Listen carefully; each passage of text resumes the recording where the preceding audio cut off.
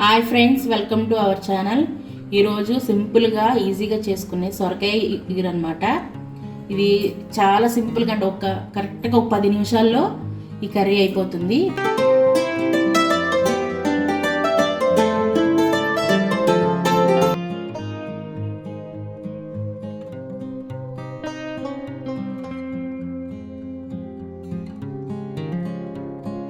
ఇప్పుడు మనం తయారీ విధానం చూద్దాం.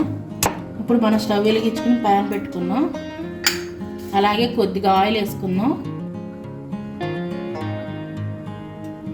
ఎక్కువ అక్కర్లేదన్నమాట ఆయిల్. ఇప్పుడు మనం తాళం దినుసులు వేసుకోవాలి. అలాగే ఒక 2 ఎండుమిర్చి వేసుకున్నాం. అలాగే కొద్దిగా కరివేపాకు,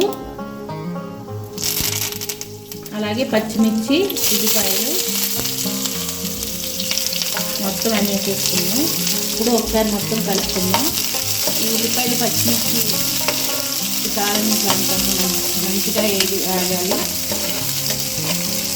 ఇది కొంచెం ఎర్రగా వేగాలన్నమాట.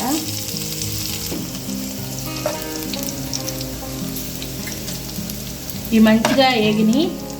ఇప్పుడు ఇందులో మనం ఒక 1/2 టేబుల్ స్పూన్ అల్లం వెల్లుల్లి పేస్ట్ వేసుకోవాలి. ఇది కొంచెం పచ్చివాసన పోయేలాగా కొంచెం 1 సెకండ్ ఉంచుకుంటే ఆయిల్లో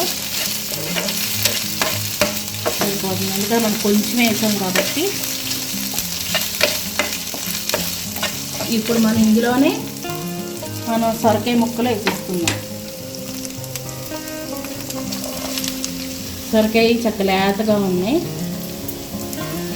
ఒక చిన్న సొరకాయ మంచిగా కలిపేసుకున్నాం ఇందులో. ఇప్పుడు ఇందులోనే మనం ఒక 1/2 టేబుల్ స్పూన్ పసుపు,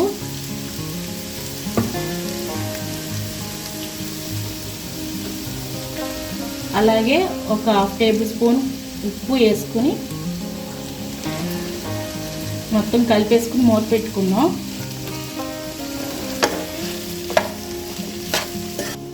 ఇప్పుడు మనం మూత పెట్టుకున్న ఒక 5 నిమిషాలు మగ్గ పెట్టుకుందాం. ఇప్పుడు మూత తీసి చూసుకుందాం.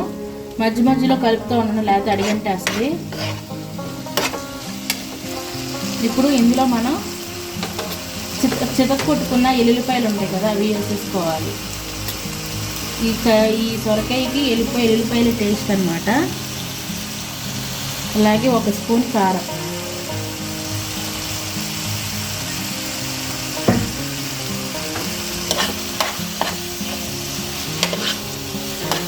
ఇప్పుడు మనం ఒక 2 నిమిషాలు మూత పెట్టుకుంటే అయిపోతుంది అన్నమాట. ఇప్పుడు మనం మూత తీసి చూసుకుందాం. చూసారు కదా, మంచిగా చక్కగా మగ్గిపోయి ఆయిల్ కూడా చక్కగా మంచిగా వస్తుంది. చాలా టేస్టీగా కూడా ఉంటుంది.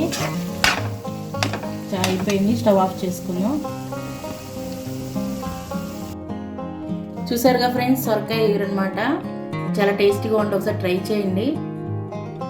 మీకు కనుక ఈ వీడియో నచ్చినట్టయితే లైక్ చేయండి, షేర్ చేయండి, సబ్స్క్రైబ్ అవ్వండి.